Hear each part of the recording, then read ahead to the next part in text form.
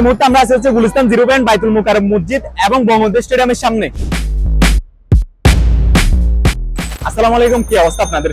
ঠিক এই মুহূর্তে আমরা আছি হচ্ছে আমাদের বাংলাদেশের ঐতিহ্যবাহী সিনেমা হল মধুমিতার সামনে। মধুমিতার সহ মধুমিতার আশেপাশে আজকে আমরা বরবাদ মুভির ইউনিক একটা প্রচারণা করার চেষ্টা করব। আপনারা সাথেই থাকুন।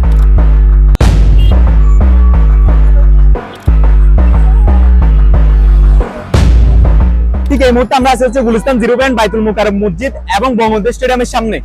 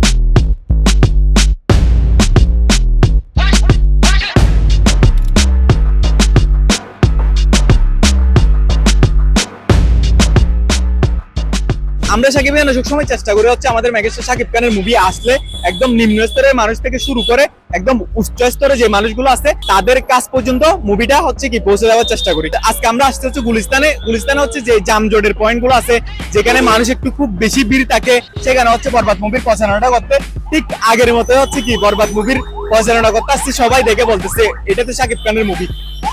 ওই ব্যাপারটা যখন আমরা শুনি না তখন আমাদের সত্যি বলতে অনেক ভালো লাগে। আজকে আমার সাথে আছে হচ্ছে নাইমের কাছ থেকে জিজ্ঞাসা করবো, নাইম আজকে যে আমরা গুলিস্তানে এসে প্রচারণা করলাম কেমন লাগলো তোমার, এবং মানুষের অবস্থা কেমন দেখছো তুমি?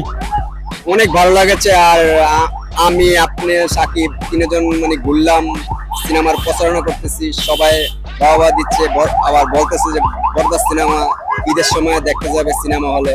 সবাইকে বলেছিলাম যে আপনার পাশের প্রেক্ষাগৃহে সিনেমা হলে গিয়ে সিনেমাটা দেখবেন বরবাদ, আশা করি ভালো লাগবে।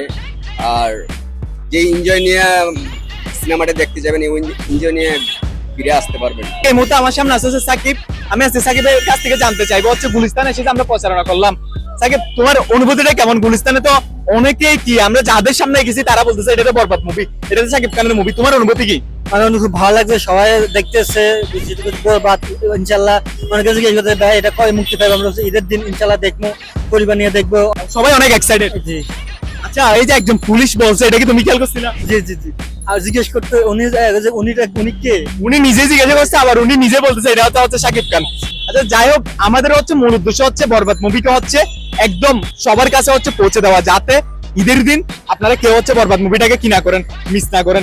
একটা কথাই বলবো, ঈদের দিন আপনার পাশের প্রেক্ষাগৃহে যান এবং বরবাদ মুভি দেখেন, এবং বরবাদ মুভি দেখে অবশ্যই আপনারা একটা জিনিস জানাবেন, সেটা হচ্ছে বরবাদ মুভির কোন কোন বিষয়গুলো আপনাদের থেকে ভালো লাগছে এবং কোন বিষয়গুলো হচ্ছে খারাপ হয়েছে।